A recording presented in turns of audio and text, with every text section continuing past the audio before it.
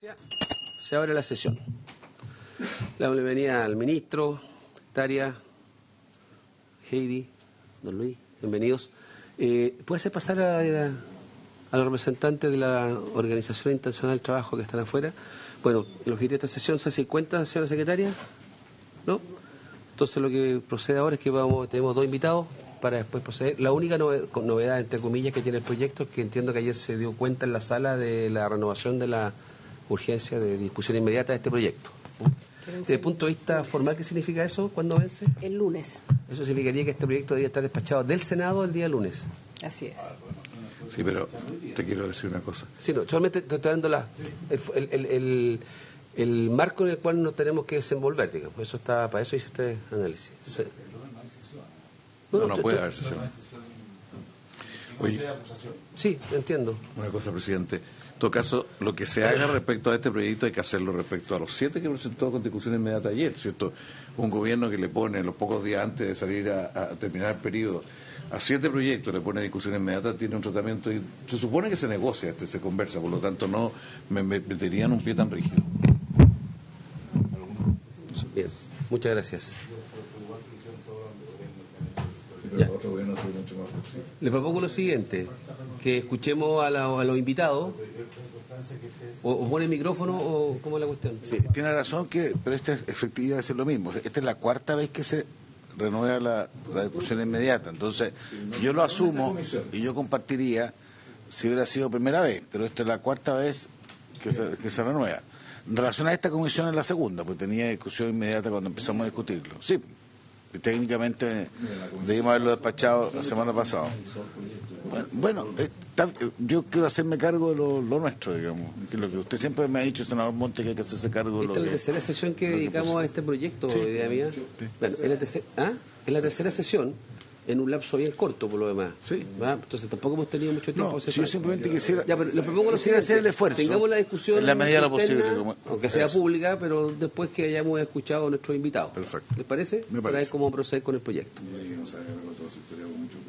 ¿Cómo? Ya. Bueno, le quiero dar la bienvenida a don Andrés Marinakis, y a don Rodrigo Montt, de la Organización Internacional del Trabajo, y a Heidi Bender, su secretaria, y a Luis Díaz, que van a dar su opinión sobre este proyecto. Le quería pedir al representante de la OIT si pudiera tener la bondad de tomar la palabra y ilustrarnos sobre sus comentarios que pueda merecerle este proyecto. Bueno, muchas gracias, presidente. Muchas gracias por la invitación a la OIT. Yo soy Andrés Marinakis, soy especialista en políticas de mercado de trabajo, instituciones laborales de la OIT y trabajo mucho en temas de empleo y de salarios. Y estoy acompañado por Guillermo Montt, que es especialista en temas de protección social. Y vamos a hacer una breve presentación con comentarios a cómo vemos el proyecto.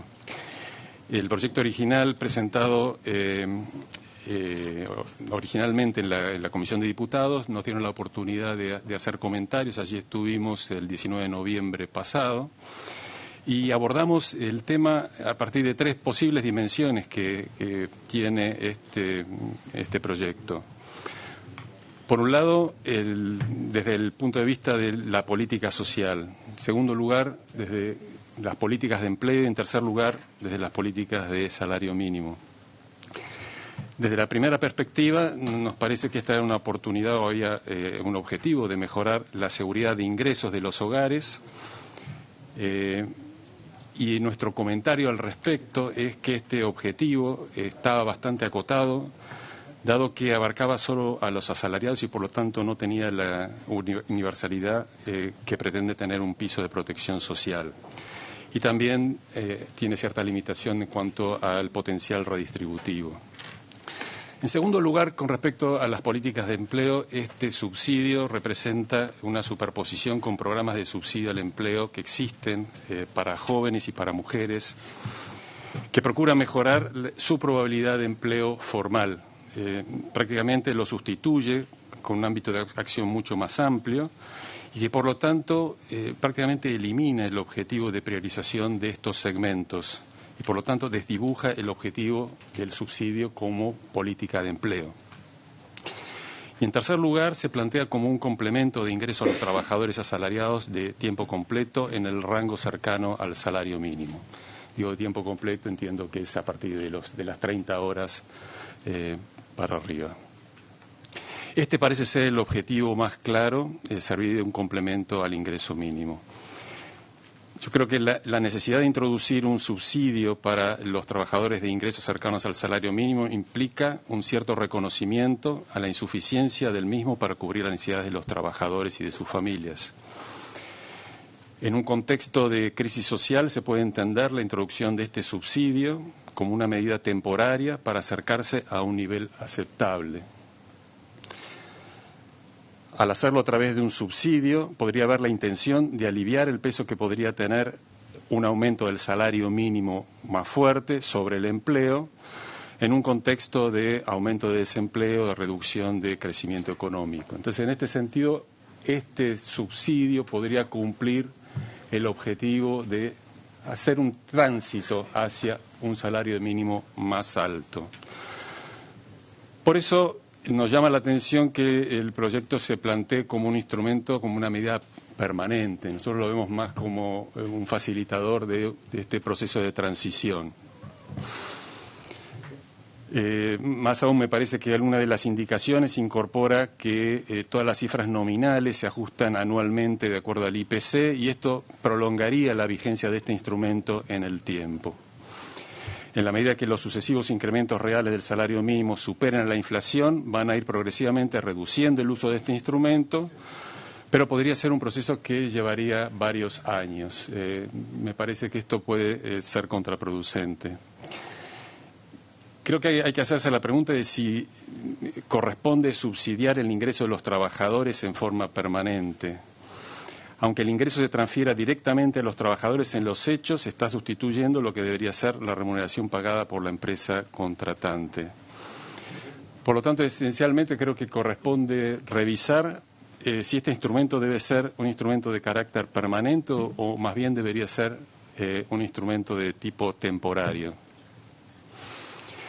Por supuesto, queda implícito también que el tema de fondo es la cuestión de los bajos ingresos y eso debería ser abordado en algún otro ámbito. Claramente la fijación y los reajustes de los salarios mínimos está en cuestión y está en cuestión también el proceso de determinación de los salarios y el rol que cumple la negociación colectiva en este aspecto. Con respecto al primer punto, Chile es un país en América Latina que se ha destacado por seguir una política de revalorización del salario mínimo en forma continua por varias décadas. Sin embargo, esto no ha sido realizado quizás en forma tripartita e involucrando a los actores sociales en forma completa, ni ha considerado suficientemente los aspectos que señala el convenio 131 de la OIT con respecto a las necesidades de los trabajadores y las familias y los factores económicos. Y creemos que, bueno, ese sería un punto de partida para trabajar en este tema, más allá del ámbito de este proyecto, necesita claramente este abordaje.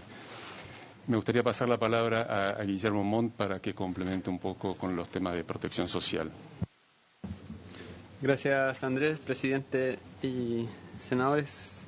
Quería aprovechar esta oportunidad para reflexionar sobre el carácter de este proyecto desde la vista de la protección social.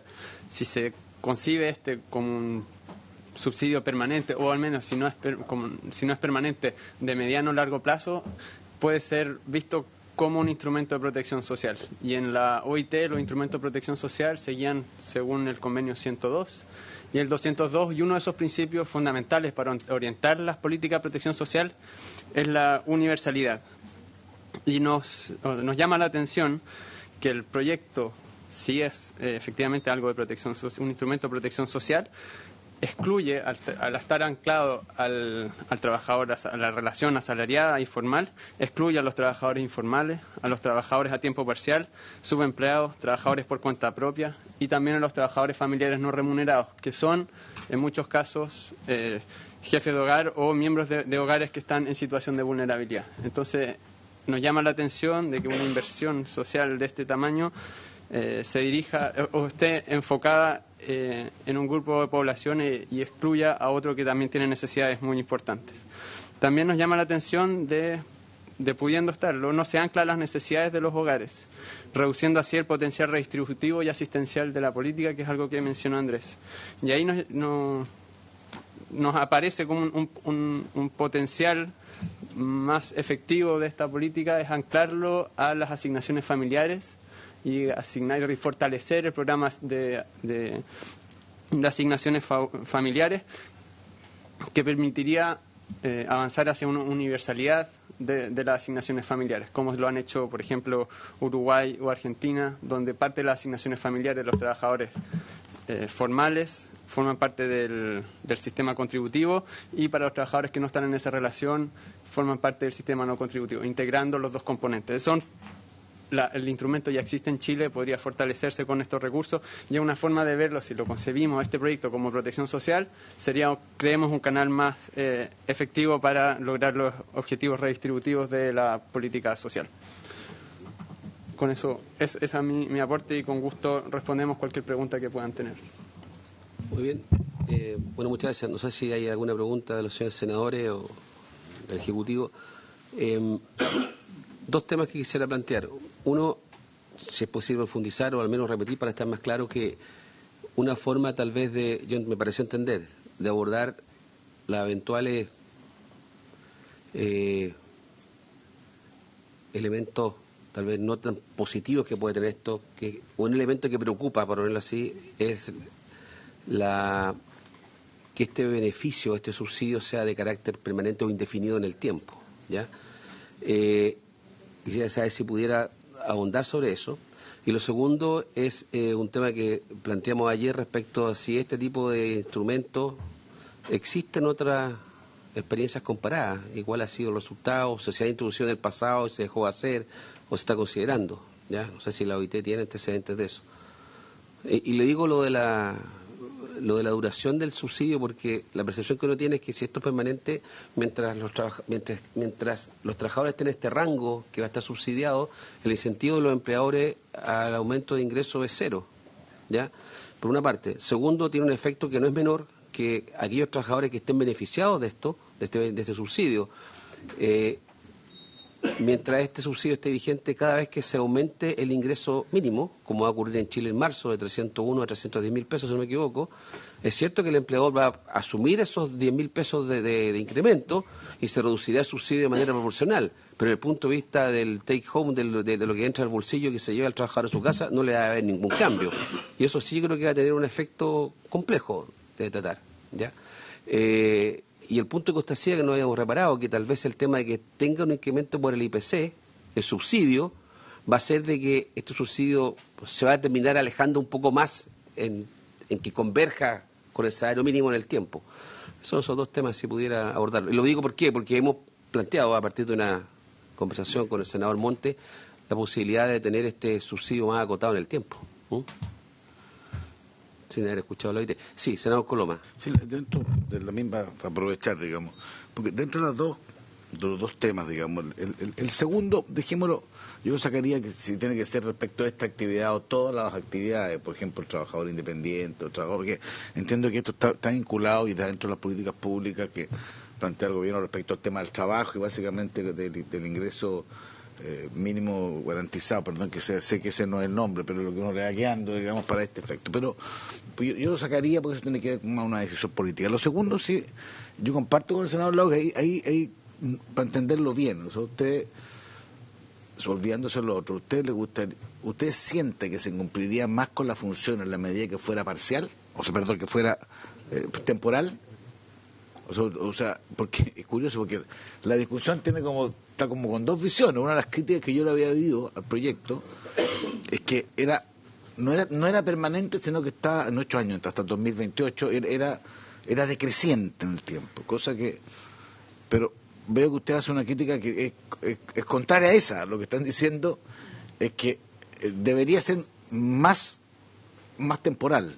¿Me explico bien o no? ¿Qué tiene que ver con la pregunta del senador Lago? Entonces, para entender bien el concepto. Por favor, senador Montes, pido para parar. La verdad que encontré muy sólida y potente la intervención, breve pero muy da un marco que hace pensar bastante. Ojalá hubiera algún texto, si tiene, a lo mejor lo que presentaron en la Cámara está en la misma dirección y sería bien interesante para poder reflexionarlo más. En todo caso, de las cosas que a mí me llamaron la atención, que ustedes fueron muy claros en decir, mire, si este proyecto está orientado a elevar el salario mínimo, bueno, hay otro mecanismo para hacer lo mismo y que pueden ser más eficientes, eso es lo que han dicho, y por lo tanto ese objetivo no necesariamente es consistente con este como el instrumento mejor. Y en segundo lugar, ustedes dicen que el tema de la universalidad es clave si el objetivo es más de seguridad, es más de protección social. La universalidad pasa a ser más significativo que un subsidio focalizado de esta manera. A mí me gustaría que en ambos temas se pueden hacer una reflexión mayor y además hacer alguna comparación con otros países. ¿Qué se está haciendo para elevar el piso, por ejemplo? Porque hay otro mecanismo y esto de la universalidad, si hay algún país que lo esté aplicando. Eso, presidente. Muy bien. No sé si alguien más tiene algo que agregar. Don Andrés o don Guillermo, no sé si. Para comenzar, a mí me parece que la introducción de un subsidio para la introducción de un subsidio como parte del salario de un trabajador distorsiona la fijación de salarios. Como señalaba el senador Lagos, va a tener el resultado, por ejemplo, de que el próximo aumento del salario mínimo no va a ser percibido por los trabajadores como un aumento efectivo de sus salarios. Y eso va a suceder durante una serie de años con respecto al salario mínimo. Y por el lado del empleador, el empleador también va a estar considerando que además del salario que él paga, hay un subsidio adicional que está en juego dentro de ciertos márgenes. Por lo tanto, empieza a haber, para la fijación de salarios en el sector privado, empieza a jugar un elemento distinto que no tiene nada que ver con la realidad de la empresa, la realidad del mercado, y es un elemento que va a distorsionar esa discusión. ¿Por qué decía que tiene algún sentido introducirlo como un elemento de transición? Yo he visto durante estos últimos meses algunas propuestas que hablaban de aumentar el salario mínimo en forma muy significativa. Por el otro lado, entiendo que eso podría tener efectos complicados en un mercado de trabajo que está con una tasa de desempleo al alza y con una economía que está con unas tasas de crecimiento relativamente bajas que se espera que este año se mantengan en ese nivel. Desde ese punto de vista, este subsidio podría servir de puente de transición para llegar a ese nivel de salario mínimo más alto que muchos actores esperan y que creo que tiene que ser parte de la discusión de fondo, discutir esto por separado, qué se hace con el salario mínimo, qué es lo que se espera hacer con la política de salario mínimo. Si se sigue con la misma perspectiva que había anteriormente o si se adopta una perspectiva distinta que reconozca que las necesidades de los trabajadores no son suficientemente cubiertas y que tiene que haber un proceso de aumento de salario mínimo más acelerado. Es por eso que le daba el sentido de, si es para la transición de ese periodo, probablemente cumpla un rol útil.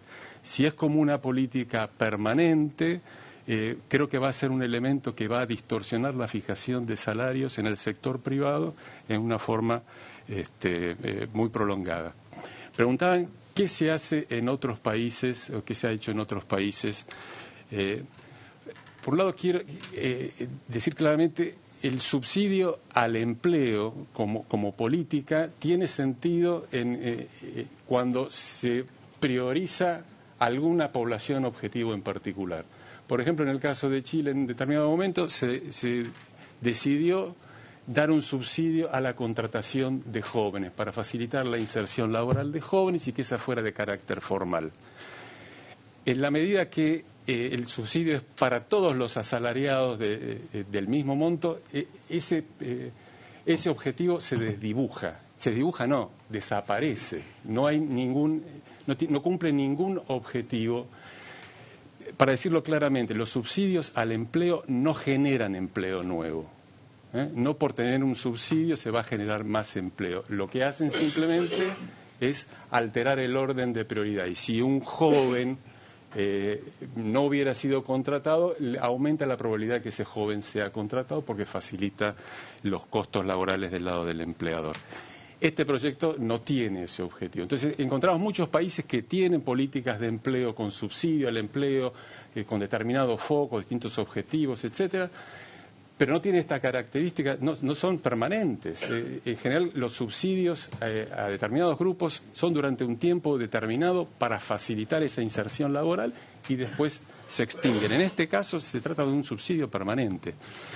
¿Qué han hecho algunos países que quieren mejorar la situación de ingresos en forma puntual? Les voy a señalar lo que hizo Francia muy recientemente cuando hubo el levantamiento de los chalecos amarillos en Francia. El gobierno de Macron decidió dar un bono a todos los trabajadores. En realidad, dio la posibilidad de que las empresas den un bono. A todos sus trabajadores tenían que negociarlo a nivel de la empresa de hasta 1.000 euros, descontándolo y las empresas lo pagaban directamente al trabajador. Era para trabajadores de menos de 3 salarios mínimos. Era por una sola vez, se hizo a fin del año 18, yo creo. Por una sola vez, a fin de año, las empresas tenían que negociar con sus trabajadores y la empresa descontaba de sus aportes o a la seguridad social o a los impuestos. O sea, administrativamente era muy ejecutivo, tenía un tope, era por una sola vez, mejoraba la situación de ingresos puntualmente y después seguía, el resto de las políticas seguía estable. Fíjese la coincidencia, si uno hace el subsidio es del orden de 53.000 pesos que se está contemplando, si uno lo anualiza es prácticamente $1.000, el monto de un año, eso fue lo que se dio en el caso de Francia, pero después se interrumpió. Entonces la pregunta es si se quiere hacer algo transitorio con un objetivo de fortalecer una política o si quiere ser algo permanente, quizás tenga más sentido abordarlo desde el punto de vista de la protección social.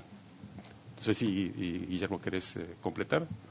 Sí, creo que las preguntas apuntan un poco al juicio o la opinión que tenemos nosotros, que no está muy claro cuál es el objetivo, si es un objetivo de subsidio al empleo, un objetivo de política salarial o un objetivo de asistencia o protección social. Y las estrategias a seguir son muy distintas según cuál sea el objetivo. Y desde el punto de vista de protección social, de nuevo reitero que la universalidad es importante y creemos que este proyecto podría mejorar en ese aspecto, vinculando el beneficio y los beneficiarios a las necesidades, por ejemplo, familiares u otro tipo de necesidades. Eso es lo que hacen, lo que orienta la política social, y políticas sociales universales como esta existen en Argentina, en Uruguay, existen asignaciones familiares que transitan desde lo contributivo a lo no contributivo, y hay diferentes esquemas, pero de nuevo creo que el foco y la orientación tiene que estar clara cuál es el objetivo, y según eso se puede definir y corregir un poco los efectos no deseados que adelantaba Andrés, que van tanto a nivel del comportamiento de las empresas como de los beneficios que puedan recibir poblaciones que no son el objetivo, pero que sí van a sufrir o vivir algunas consecuencias, como son jóvenes o mujeres con el valor que tenga ese subsidio en el mercado laboral. Nosotros como OIT nos mantenemos con plena disposición para apoyar esta conversación, y si necesitan más antecedentes, con gusto los haremos llegar. Muy bien. Si no me preguntan al respecto, le doy la gracia a la Organización Internacional del Trabajo, a don Andrea, a don Guillermo, y le pediríamos a la subsecretaria, no sé, me preguntan si habría algún documento o algo que ustedes tengan preparado respecto a lo que firmaron ahora o que nos pudieran hacer llegar. Se agradecería, la verdad, a la comisión. Al menos con las cosas más generales que aquí se abordaron. O sea, para la intervención que hicimos en la Comisión de Trabajo y Seguridad Social de la Cámara de Diputados, preparamos un documento que podemos ajustar un poco según los comentarios, como la evolución del pensamiento. Sería eso lo podemos hacer llegar, o podemos enviar ese mismo, sobre todo en grueso. En particular lo que se ha firmado acá en la comisión, que sería importante que lo pudieran recoger. Sí, con gusto ya, lo hacemos. Quedamos entonces a la espera de ese documento. Por eso, o sea, la idea es socializar esta información. O sea, esto está siendo transmitido, todo, o sea, no es reservado, al contrario. ¿Ah? Muy bien, contamos con ese documento entonces. ¿Hay que agregar la presentación de doña Heidi y don Luis? Ya, pero ahí la pantalla me refiero. Sí, pues...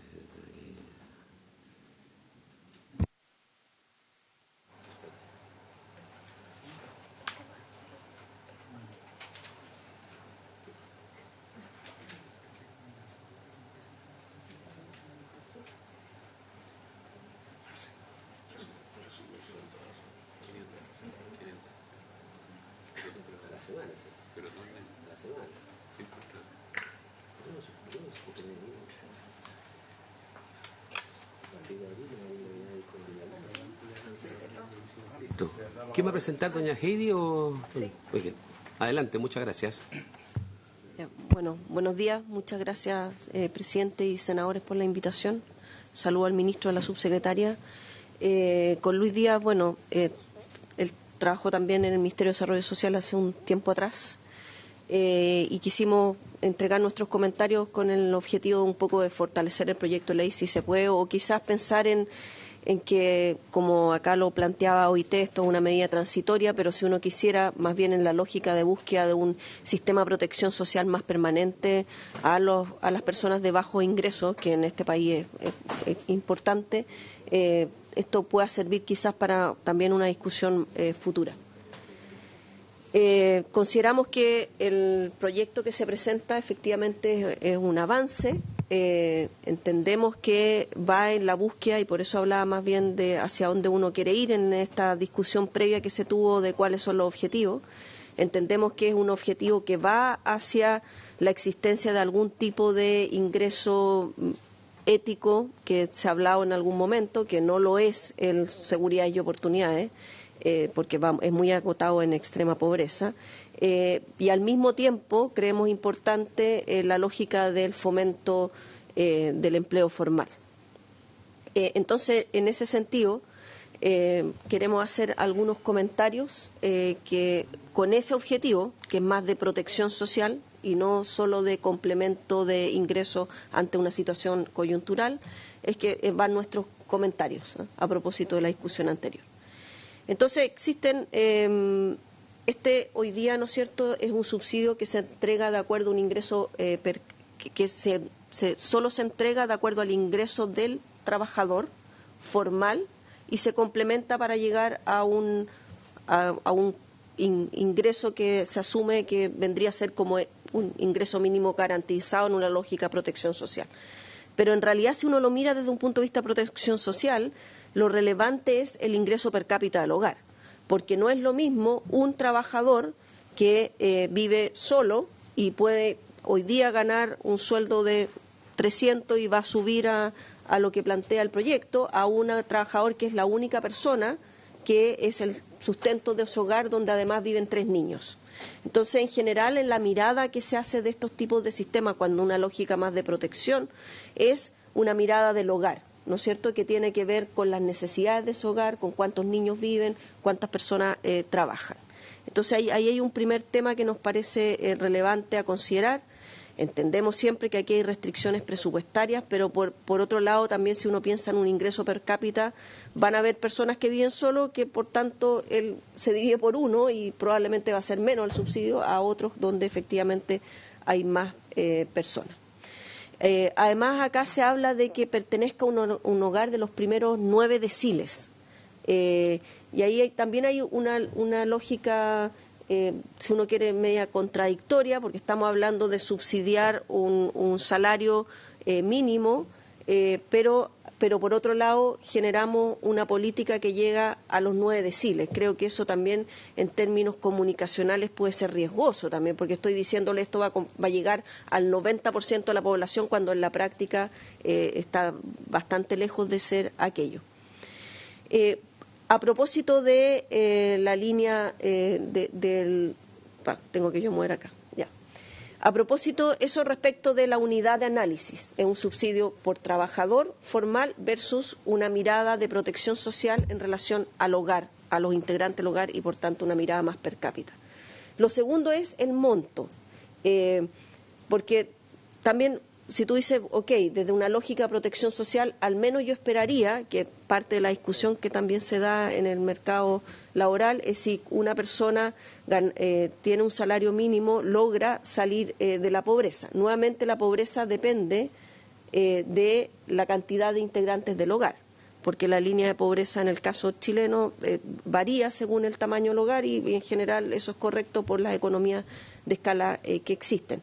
Entonces, si yo miro el valor hoy día para un hogar de 4 integrantes, la línea de pobreza son 400 de pobreza por ingreso son 436.492 y por tanto el monto de que permitiría llegar con este subsidio no alcanza a cubrir la línea de pobreza para un hogar de 4 integrantes. Y además el monto es inferior, aquí también se habló, la OIT hizo una comparación respecto de este subsidio con el bono trabajo a la mujer y el subsidio al empleo joven, que son, ¿no es cierto?, dos subsidios que se crean a propósito de fomentar cierto tipo de población al ingreso al mercado formal. Y eso hoy día también tienen montos superiores a lo que está establecido en este proyecto de ley. Entonces, ¿cómo se llega a ese monto? También es una pregunta y que a lo mejor es parte del análisis a propósito de cuál es el objetivo que quiero lograr. Y en esa lógica del objetivo, lo que señala el proyecto de ley es que sigue la estructura principal de los dos subsidios del empleo de Chile, el subsidio al empleo joven y el subsidio al empleo de la mujer, y la estructura de estos subsidios que sería un esquema del tipo que se llama Earned Income Tax Credit, que en realidad es un impuesto negativo a la empresa, al ingreso y que tiene que ver más con este objetivo de protección social. Entonces, ante la pregunta de la OIT, si yo leo el mensaje, pienso, y además tenemos aquí al ministro de Desarrollo Social y no o de Trabajo, entonces yo tiendo a pensar que el objetivo, dadas las señales que recibo en el mensaje y los presente en esta tramitación, es un objetivo de avanzar hacia un sistema de protección social. Y por tanto nuestros comentarios respecto a la unidad de análisis del hogar y los montos creo que son relevantes en ese sentido. Y otro tema importante es que en general cuando se habla de estos sistemas de esquemas de ingreso, de impuesto negativo al ingreso, se tienden a anualizar, independiente de que el subsidio yo lo pague mensualmente, pero al final del año se hace algún tipo de reliquidación.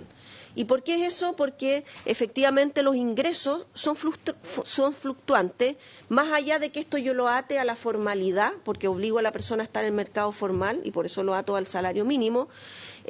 Las personas, sobre todo de menores ingresos, fluctúan mucho, incluso dentro del mercado formal, tienen más lagunas.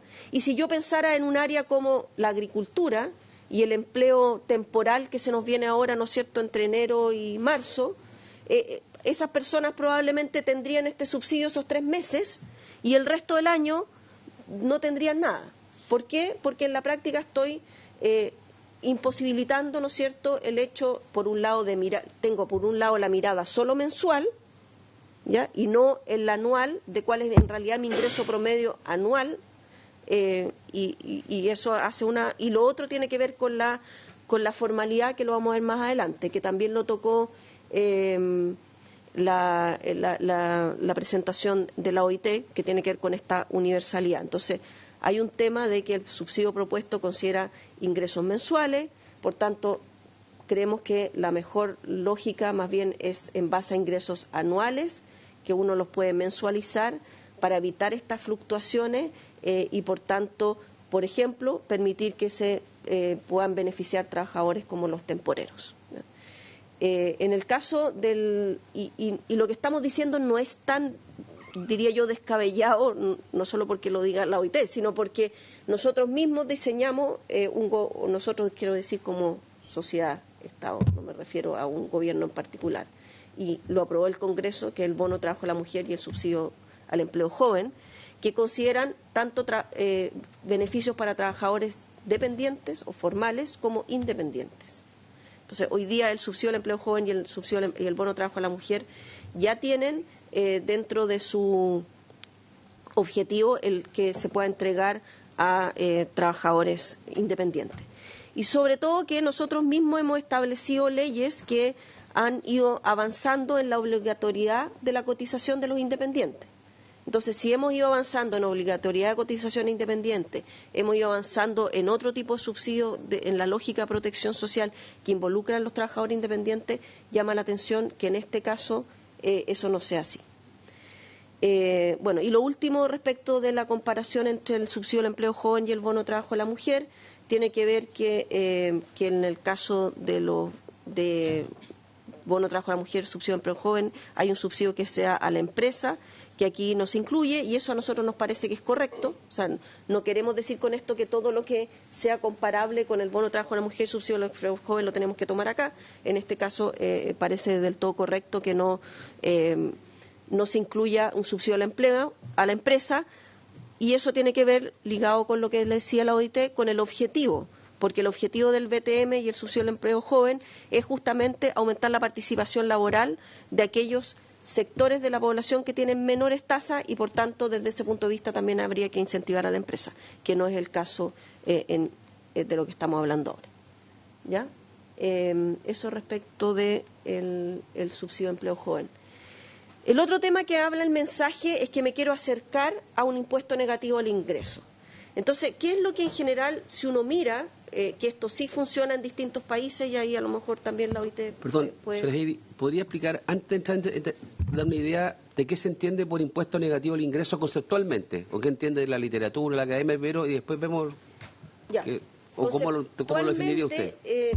Está más bien en la mirada de un sistema de protección social, está en la mirada de asegurar un mínimo de ingresos a los hogares que le permitan asegurar un cierto nivel de bienestar a ese hogar. Entonces, parte importante, por tanto, es que la mirada es respecto de el hogar, ¿ya? No respecto de la única persona que podría tener ingresos en el mercado formal.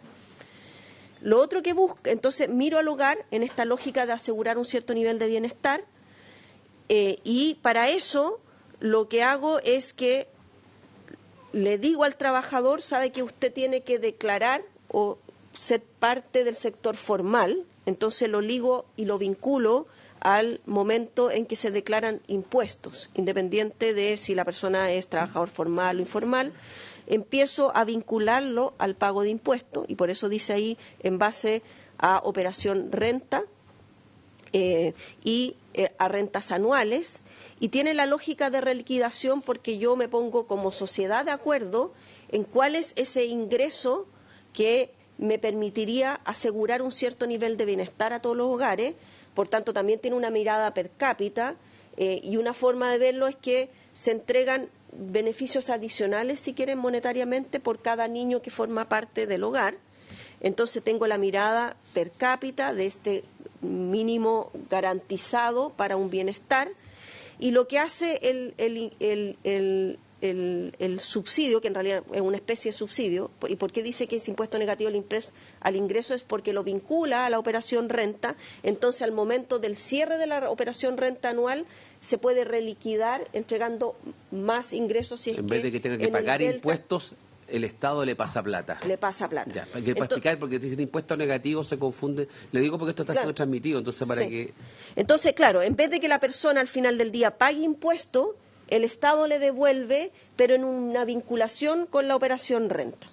Que si uno lo pone desde un punto de vista de Chile, tiene dos ámbitos que son beneficiosos, que a veces no se ven más allá del tema de protección social, que es asegurar este mínimo garantizado per cápita al hogar para un cierto nivel de bienestar, que nos tenemos que poner de acuerdo, obviamente, cuál es ese mínimo.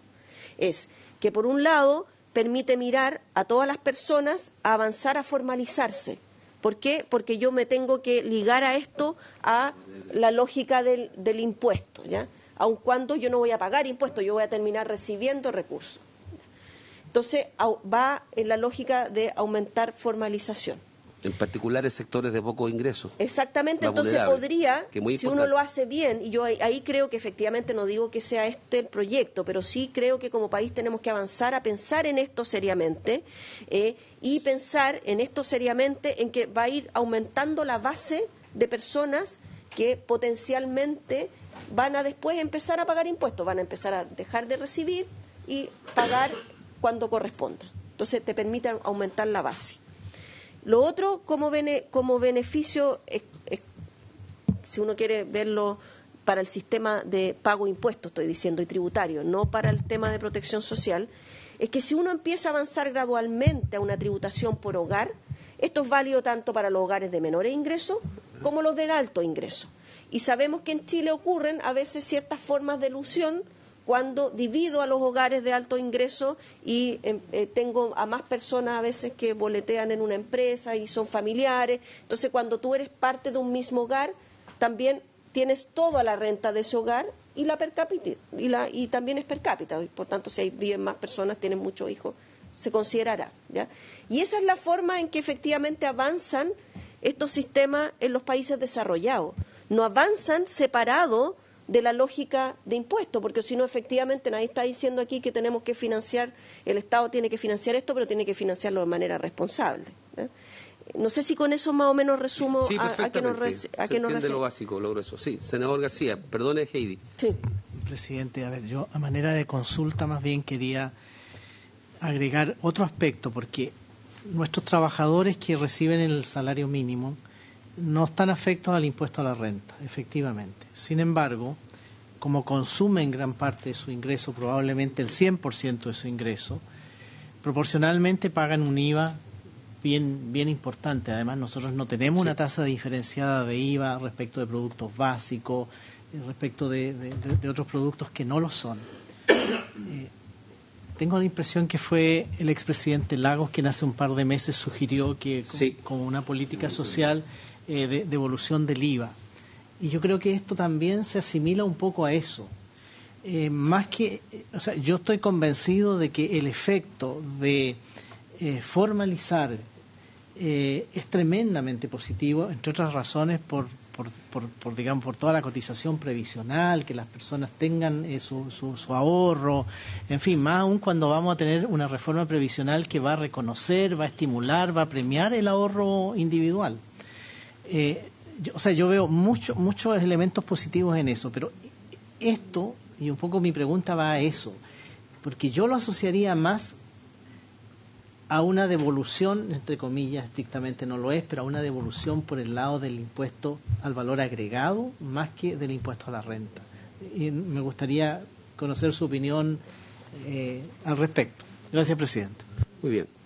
Siga, continúa, Heidi, porque yo la interrumpí cuando usted iba a explicar el último punto que estaba ahí respecto a... No, es que el punto más bien, a ver, es que contesto, porque finalmente desde un punto de vista del Ministerio de Hacienda entra la recaudación de los impuestos y después en realidad cómo lo uso va a depender, ¿no es cierto?, de mi política social y en estricto rigor, si yo quiero efectivamente establecer un mínimo de protección, efectivamente uno puede decir le estoy devolviendo el IVA, pero creo que ahí también hay otra mirada de mediano plazo más de fondo, que en los países de mayor desarrollo el IVA porcentualmente respecto del resto de la recaudación de los impuestos pierde importancia. Entonces aquí también tenemos un problema de que hemos desvirtuado el IVA como el impuesto que mayor recauda, porque finalmente es fácil, efectivamente,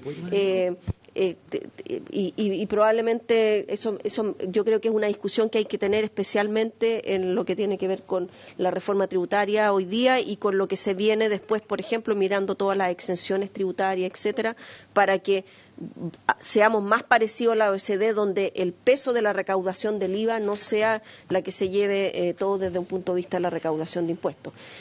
Pero efectivamente uno podría verlo de esa forma, pero creo que no es la forma más apropiada, porque en la práctica los ingresos fiscales tienen múltiples usos, ¿no es cierto? Y cómo se recauda es como otra discusión a mi entender, pero... Entonces, eso respecto entonces, a nuestro entender, el subsidio que se presenta con ese mensaje, se presenta con ese objetivo, pero su diseño no corresponde a ese mensaje, que es un poco en la misma línea que aquí acaba de señalar la OIT, ¿ya? Para avanzar, entonces tengo como otro comentario, tiene que ver con la gradualidad. Aquí hay un tema de temporalidad, de cuánto dura. pero a nuestro entender aquí hay una doble gradualidad de retiro y que no sería adecuado si es que efectivamente se tratara de este impuesto negativo al ingreso. Hay una gradualidad que se da de manera bastante acelerada entre los 301.000 y los 384.363 pesos, porque opera en un rango de 83.000 pesos. En el caso del BTM y el subsidio del empleo joven, la gradualidad del retiro es mucho mayor. Opera en un rango de sobre 200.000 pesos entre las remuneraciones, entre el máximo de cada uno de los subsidios. Cuando las gradualidades son muy cortas, la mayor parte de los aumentos de ingresos del trabajador por esfuerzos propios, por ejemplo, comisiones, pago de horas extras, bonos, se puede perder por las reducciones del subsidio. Entonces puedo estar incluso dando incentivos no correctos, lográndose un aumento bastante menor al que cree la política que va a lograr respecto de los ingresos de los trabajadores. Tenemos un gráfico que, un poco para visualizar a lo que me estoy refiriendo, es que la gradualidad de retiro, la línea azul, era el proyecto de ley original, la línea naranja es con los cambios realizados en la Cámara, y el ejemplo de la gris es la gradualidad de retiro, el subsidio del empleo joven y el bono de trabajo a la mujer. Entonces, en general en estas políticas, si yo me acerco a un impuesto negativo al ingreso para no hacer que las personas, ¿no es cierto?, para generar los incentivos correctos, porque yo debería querer trabajar, si es que hoy día, por ejemplo, entonces tenemos acá otro ejemplo que creo que puede ser ilustrativo. Sí, esto es de CACEN, no son datos de CACEN, no es que lo hayamos inventado para hacer una simulación. Son datos de CACEN donde hay 115.964 trabajadores entre 18 y 65 años de edad con contrato de trabajo e ingreso bruto inferior a los 384.363 mensuales, que perciben como parte de su ingreso pagos de horas extras, comisiones, en promedio por 29.800 pesos.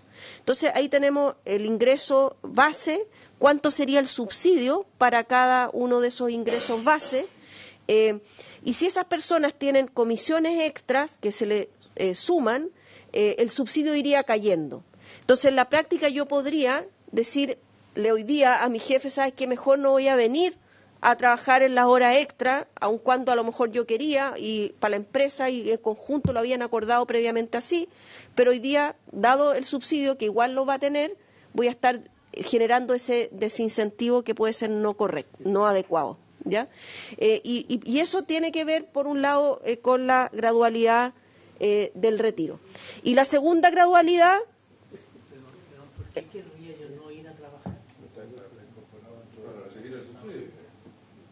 No, es que siempre, no, al Estado, o sea, lo que le estoy haciendo es ahorrándole plata al Estado, eso estamos diciendo en la práctica.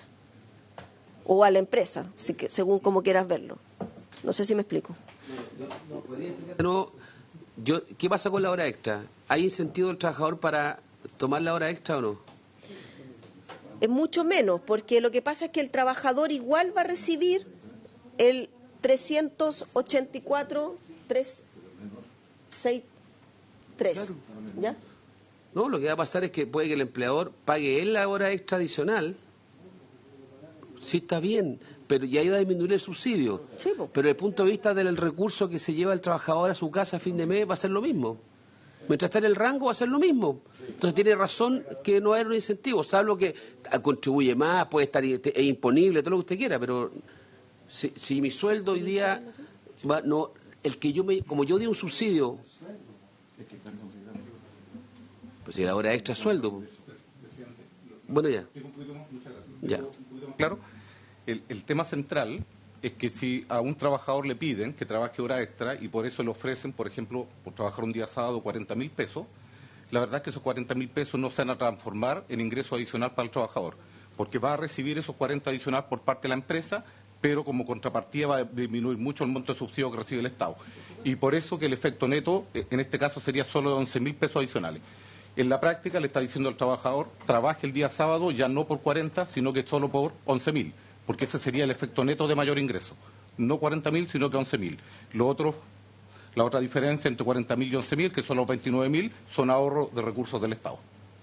Esa es como la lógica. Que la filosofía es un ingreso mínimo garantizado. Esa filosofía. Pero, presidente, Es que ese es el problema. es que este efecto, presidente, solo para cerrar, Don Luis, adelante. este efecto Tranquilo, se vale. diluye cuando uno hace un retiro más gradual. Por ejemplo, que en vez de cuando trabaje horas extras por 40.000 y en términos netos no reciba solo 11.000, sino que reciba a lo mejor 20.000. Y eso se logra si cuando yo retiro el subsidio del Estado, no en un tramo de 80.000, sino que en un tramo más largo. ¿De acuerdo?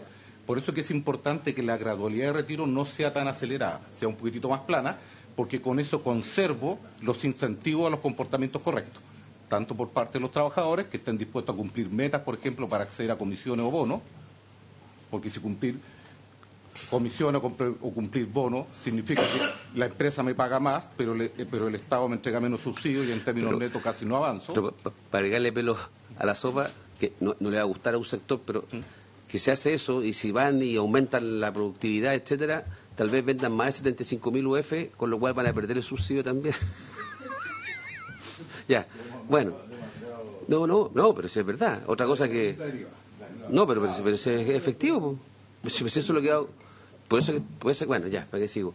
Por favor, Pero Heidi. eso era, presidente, Gracias, muy es gracias. súper importante que el retiro sea lo más gradual posible para que no genere incentivos incorrectos al comportamiento, como digo, de los trabajadores y de las empresas.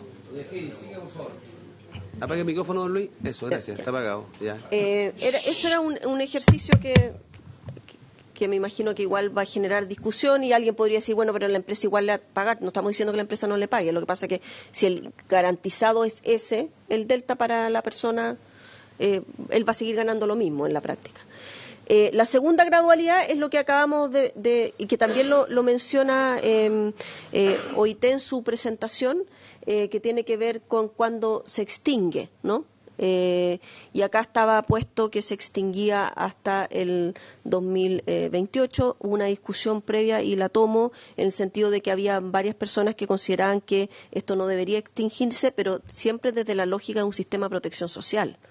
¿Ya? Si esto yo lo miro una lógica de un sistema de protección social, no parece lógico que se acabe. Si yo lo miro desde una lógica de algo transitorio para la situación que estamos viviendo, obviamente sí importa que se acabe y ahí podemos discutir si es hasta el 2028, hasta el 2024 y será otro tipo de discusión. ¿Ya?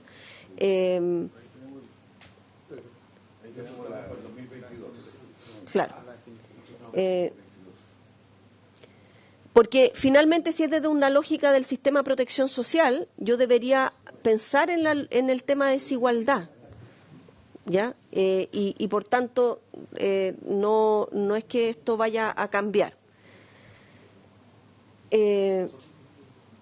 Bueno, y acá como para ir sistematizando esto, el subsidio considera entonces esta doble gradualidad que, como dijimos, no sería adecuado si es que es un impuesto negativo al ingreso. No avanza en cambios más estructurales en materia de reducción de desigualdad, incremento de los hogares de menores ingresos. A medida que aumenta los ingresos al mercado del trabajo, se va a ir reduciendo el subsidio, lo que implica, bueno, acá decían que el 2028 se volvería, por tanto, en materia igual, a estar igual en términos de desigualdad. El retiro del subsidio se produce por incremento absoluto en remuneraciones y no incrementos relativos. Me explico, porque si yo quiero cambiar temas de desigualdad, tengo que mirar el tema relativo, no absoluto. Lo que implica que el subsidio podría estar retirándose aun cuando la desigualdad se esté incrementando, lo que sería el caso si las remuneraciones de la población objetivo crecen más lento que el conjunto promedio de la economía, ¿no?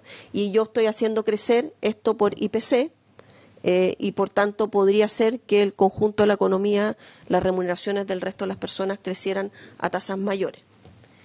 Entonces, para ir terminando, las principales recomendaciones tienen que ver con estos comentarios.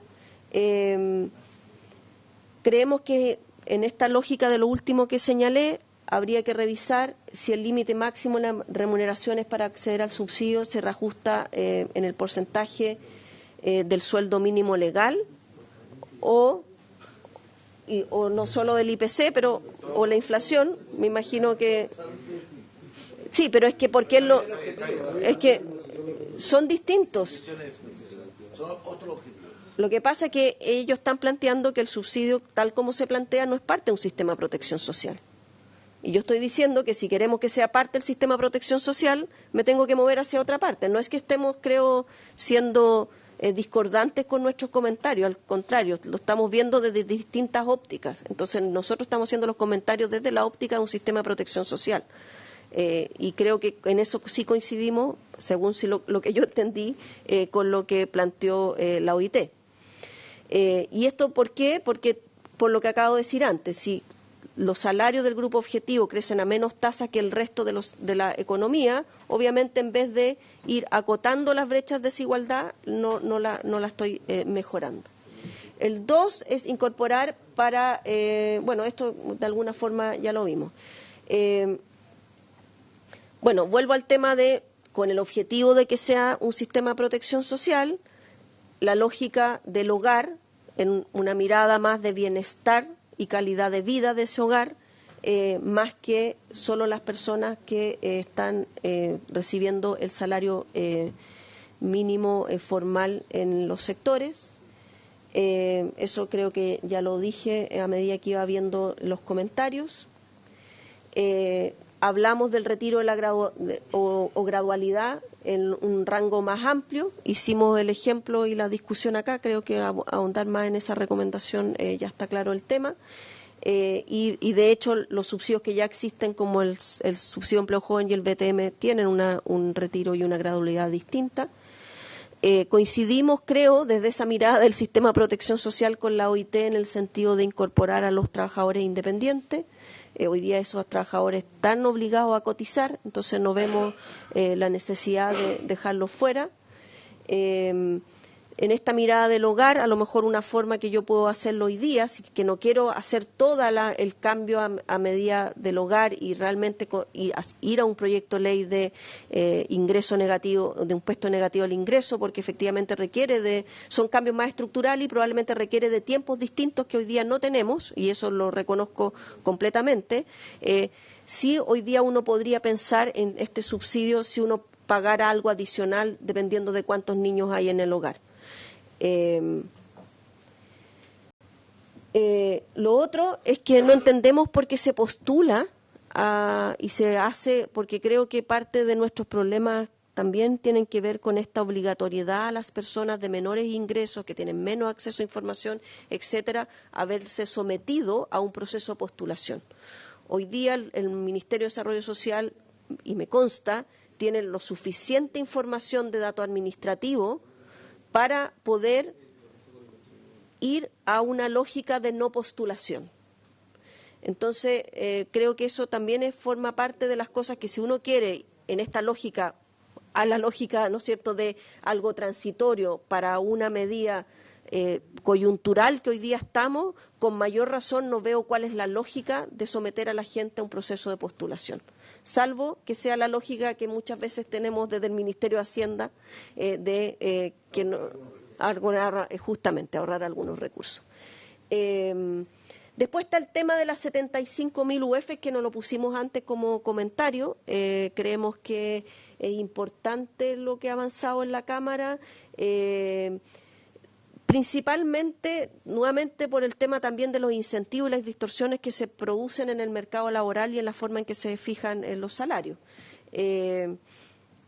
Ahora, si es que se llega a eso, volver atrás respecto del tamaño de las empresas, aquí hay que tener hartos datos de venta, que no necesariamente, ahí hay que ir más bien a las bases de datos de impuesto interno. Si uno quisiera empezar a hacer simulaciones para saber realmente cuántos son las personas de empresas de más de 75.000 UF que tengan personas de menos de los 383.000.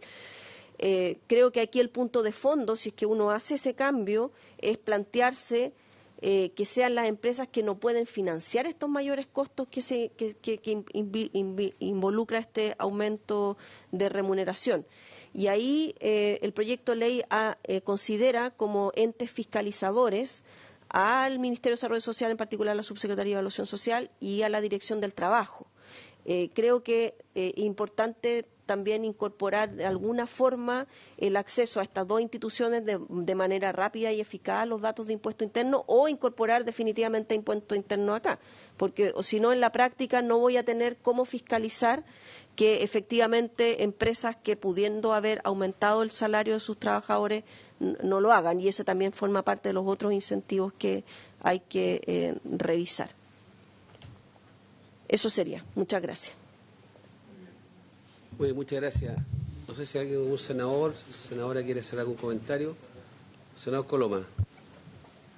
Gracias, presidente. Bueno, he tenido dos intervenciones interesantes que son, no sé si son contradictorias, son de ángulos distintos, digamos, y revela que este es un tema que puede tener muchos ángulos, no hay un solo ángulo. Pues eso es lo bueno de aprobarlo con discusión inmediata, rápidamente. No, pero es que yo creo que es una opción. O sea, yo encuentro que, es que yo no considero que, de lo que se plantea, no considero que ninguna sea ilegítima. Eso es lo que quiero plantear. O sea, uno podría hacer siguiendo caso a la OIT, digamos, uno podría hacer un tipo de subsidio mucho más breve en el tiempo, digamos, que podría generar, claro, porque todo tiene efectos. Si tú dices a más largo plazo puede generar un desacomodo del mercado, pensando particularmente en las negociaciones salariales del futuro, que tiene una visión. Si uno mira por acá, dice, mire, al revés, el tema es que hay que generar un sistema de protección, que son legítimas. Aquí hay una tercera opción, y a mí me parece también legítima la que plantea el gobierno, en el sentido de hacer un esfuerzo por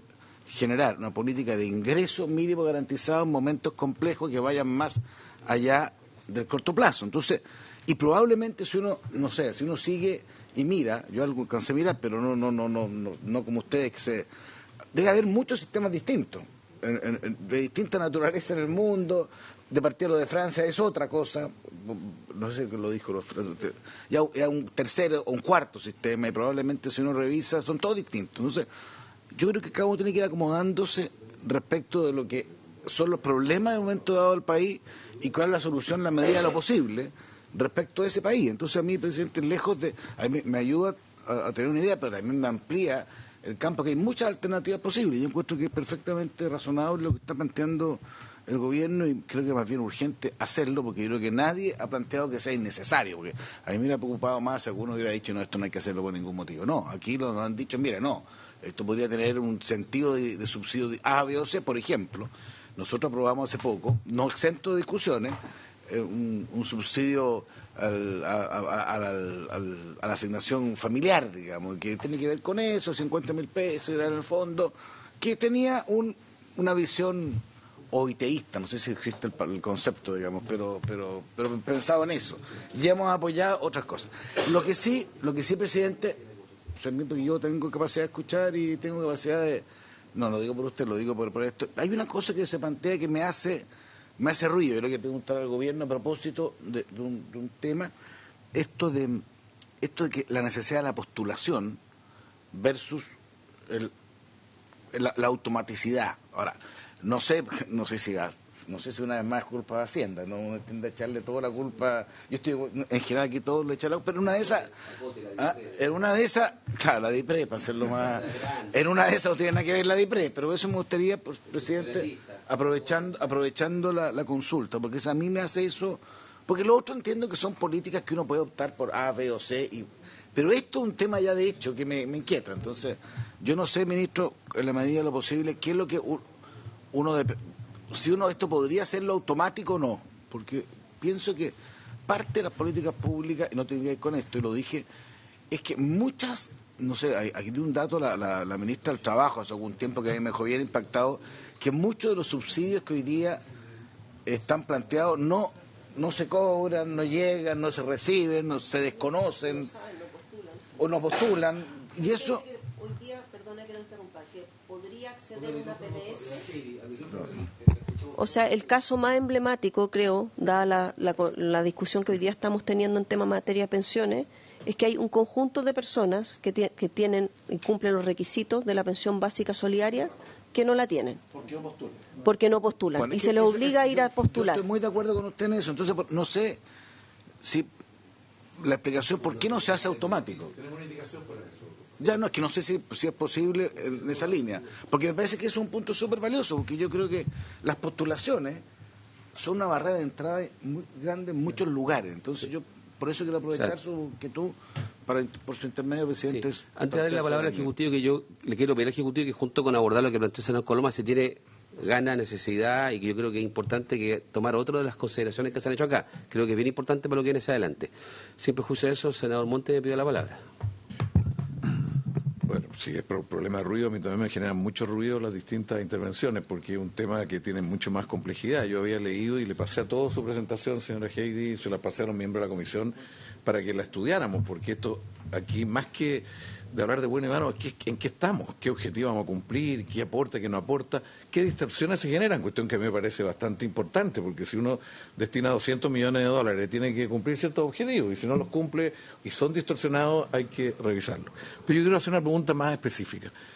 Si el objetivo fuera mejorar el salario de los sectores que tienen bajo salario, si ese fuera el objetivo, que parece que es el que está ordenando acá, a mí me gustaría saber qué otras alternativas se imaginan como alternativas para destinar 200 millones de dólares. En algunos de los debates de salario mínimo se planteó que el tema de la capacitación era fundamental para este segmento. Primero, que había que identificarlo bien, porque ni siquiera está muy bien identificado, a mi juicio, en las estadísticas. Ayer entregó unos datos del Ministerio de Desarrollo Social que son nuevos, por lo menos. No digo que sean buenos o malos, sino que son nuevos. Yo todavía no sé cuándo se habla de 200.000 trabajadores de la gran empresa que ganarían salario mínimo, o menos, digamos, que estarían dentro del rango para este proyecto, para ser más preciso. Yo todavía no sé, y ayer incluso tuvimos un debate en la sala, si dentro de estos 200 están también incluidos las empresas proveedoras de la gran empresa o no. Yo entiendo que no están incluidos, pero hay un debate porque se incorporó los subcontratados. Tiene que estar incluido porque son las que venden, si vende más de 75.000 UF está incluida. No, eso es otra cosa. Sí. El RUT. En la redacción, ¿por qué? Por la medida de la subcontratado, por eso, por la referencia, pero obviamente que eso distorsiona la cifra de los 200.000, porque esos no son las empresas propiamente grandes, es otro tipo de empresa. Bueno, pero a mí me gustaría insistir en la consulta. ¿Qué otras alternativas habría para mejorar este salario? Porque el salario, ese no es un salario que está fijado por una ecuación técnica, ¿no es cierto? El salario mínimo es un salario que hay una decisión de la sociedad de tener un salario de protección, ese es el sentido del salario mínimo. Pero si aquí la sociedad hoy día dijera subámoslo, ya lo dice un empresario, lo dice un sacerdote, ¿qué otras alternativas hay? Porque este parece no ser el mecanismo como más directo y que apunta a las bases del bajo salario. Si uno lo va por las ramas, por la actividad económica que lo tienen así, o sea, aseo, mantención de jardines, hay un conjunto de actividades que tienden a pagar. A mí me impresionó ver la edad de las personas que están en salario mínimo, porque la mayor parte son gente joven. O sea, gente que perfectamente podría tener otro proceso formativo y acceder a otro tipo y elevar su productividad. Esta es mi consulta, Heidi. O sea, ¿qué alternativas, si ese fuera el objetivo, qué otras alternativas para destinar 200 millones de dólares podrían ser de mucho mayor impacto? Sí, antes de avanzar, efectivamente, las presentaciones abarcaron temas distintos, pero usted se abarcó mucho en decir, mire, si se quiere avanzar en protección social, que fue un poco el énfasis que siento, yo ahí hice un punto comunicacional bueno, que dijo que aquí está sentado el ministro de Desarrollo Social en el trabajo, o sea, sacó el tema del salario para afuera, no usted, pero desde el punto de vista imaginario, este es un proyecto que empuja el Ministerio de Desarrollo Social y familia, que hubo que poner familia, entonces yo quiero que la familia esté presente ahora en este ingreso, ¿ya? Sí, pues sí, familia, y el elemento que usted habla del per cápita por hogar, etcétera. Sí. No, me di cuenta que daba lo mismo donde lo pusiéramos porque no está incorporada la familia ahora, ¿ves? ¿Ya? Ya, pero bueno, si era una puya menor, no, la retiro para no echar a perder la retiro la puya, ya, retirada la puya. No, pero hablando en serio, usted aborda al tema de que esto queda como corto o no alcanza a darle contenido al criterio de protección social si es que no se incorpora una mirada un poquito más integral desde el punto de vista de cómo eso impacta el núcleo familiar. Y entiendo que el proyecto sí hace referencia, creo que en el mensaje, respecto al Earned Income Tax Credit de Estados Unidos, ¿ya? Y ese, yo entiendo que sí incorpora, como usted lo señala, ¿ya? Una mirada más holística desde el punto de vista de los hogares, al punto que hasta la tributación misma puede incorporar a los cónyuges o al resto del grupo familiar, ya sea el cónyuge o el abuelo o el tío que esté viviendo en el hogar, puede incorporar su declaración de impuestos, así no tenga impuestos, ¿me explico, no? Así no pague impuestos líquidos, ¿ah? Y producto de toda esta contribución le llegan, comillas, más recursos extra. Entonces, yo quería que usted pudiera profundizar un poquito en eso, porque eso podría ayudar a despejar parte de la pregunta, la incógnita que tiene el senador Montes. ¿Qué otro tipo de aporte pudiera hacer? ¿Ya? Y yo sé que esto lo puede hacer el ministro, 200 millones de dólares, que es lo que cuesta este proyecto, si pudiera darnos idea de qué otros programas tienen un valor de cuánto, para ponerlo en perspectiva. ¿Qué significa el empleo joven? ¿Qué significa el tema de adultos mayores? Ese tipo de programas, ¿ah? Al año para saber la magnitud de lo que estamos hablando. Perdón. O algo para Heidi y algo para el ministro. Por supuesto. Sabe, yo me alegro mucho que esté aquí con nosotros en esta Comisión de Hacienda el ministro de Desarrollo Social y Familia. Y aclarar a quienes nos están viendo que la ministra del Trabajo y Previsión Social no está en su oficina haciendo nada, ni está de vacaciones, ni cosa que se le parezca. Está tratando de sacar adelante el proyecto de reforma previsional en el que todos nosotros, tenemos el mayor interés. Y sabe, es bueno decirlo porque de repente me queda la sensación de que con el ánimo de producir daño a la imagen del gobierno se usa cualquier tipo de argumento y creo que eso no es justo. Aquí todos tenemos el mejor interés en que los proyectos tengan el mayor análisis técnico, el mayor rigor técnico y bueno, eso me parece justo decir eso. Muchas gracias.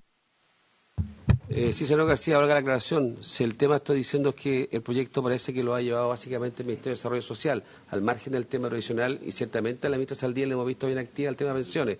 ¿Ah? Y el comentario no era que no estuviera aquí, era que me pareció a mí que el proyecto lo empujaba, políticamente hablando, el Ministerio de Desarrollo Social. ¿Ah? Si eso es producto de las pensiones, está bien, pero eso me pareció solamente, pero ningún ánimo de versión, para que no quede mal la impresión a las cámaras. Así que respaldo lo que usted dice. Y otra cosa es que sea el que lo empuje sea el Ministerio de Desarrollo Social y Familia. Heidi, ¿quiere decir algo? Ok, gracias. A ver, lo que pasa es que volvemos al punto quizá inicial que plantó en los comentarios de OIT. ¿Cuál es el objetivo? Porque si el objetivo es protección social, y a propósito de lo que de la pregunta de mejorar, ¿no es cierto?, los ingresos de los sectores de más bajo ingreso, y por tanto, insisto, es protección social, este subsidio, a mi entender, no lo estaría cumpliendo. ¿Por qué? Porque si yo miro la CACEN, en hogares del 10% menor ingreso, que digamos son las personas que más vulnerables, uno mira cuánta gente trabaja ahí por cantidad de personas que viven bajo dependientes de ese trabajo, es 0,5 personas. O sea, 0,5, es decir, ni siquiera alcanza a trabajar una persona de ese hogar del 10% menor en ingreso en el mercado laboral. Por tanto, a esos hogares no vamos a estar llegando con esto. ¿Ya? Esa persona probablemente es independiente, tiene 0,5 significa que tiene una jornada bastante más baja, ¿no es cierto? Y ni siquiera que hay 2 adultos con los niños donde haya 1,5 que trabaje. Que es distinto cuando yo avanzo en la distribución del ingreso y llego al 50, 60%, ahí sí empiezo a ver a 1,2 personas que trabajan por hogar. Y ahí a lo mejor yo podría decir, sí, en realidad a ese sector lo voy a estar beneficiando con el subsidio. Entonces, desde esa lógica, no es algo que tenga que ver con temas de desigualdad y protección, necesariamente. No digo que no vaya a cumplir en parte ese objetivo, por supuesto, nada es blanco y negro en la vida. Pero desde esa lógica, por lo menos yo creo que al 20% de los hogares de menor ingreso esto no los va a estar llegando. Por los niveles de formalidad, por cantidad de horas que trabajan, etcétera. Todo el tema temporal, todos los obreros temporales, de aquí a que salga este proyecto de ley se habrá acabado la temporada de la agricultura y esas personas van a aparecer con 0 ingresos no formales y en la práctica tampoco van a recibir este subsidio. Entonces, desde un punto de vista de protección social,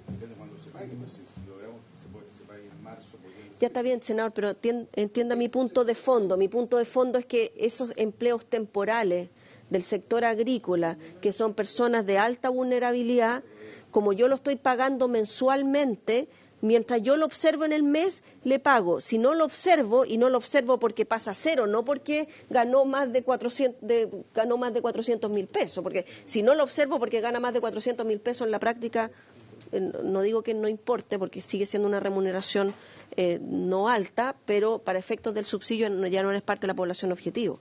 Pero tampoco eres parte de la población objetivo si tienes altos niveles de, ¿no es cierto?, de fluctuación mensual en los salarios, y en esa lógica, creo, a propósito de la pregunta al senador Monte, uno podría pensar cómo mejoro esto en el corto plazo, cómo avanzo a un sistema de protección en el mediano plazo, porque entiendo las urgencias que plantea el senador García y el senador Coloma.